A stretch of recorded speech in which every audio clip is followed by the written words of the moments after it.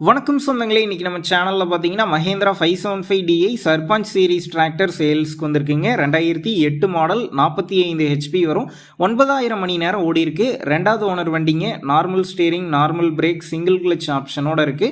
Tyre பார்த்தீங்கன்னா front ஒரு அரை டயர் வரும், பேக் டயர் பார்த்தீங்கன்னா ஒரு 10% கண்டிஷனில் இருக்கு. ஓன் யூஸ்க்கு மட்டும் சேர் ஓட்டி இருக்கிறதா சொல்லியிருக்கிறாங்க.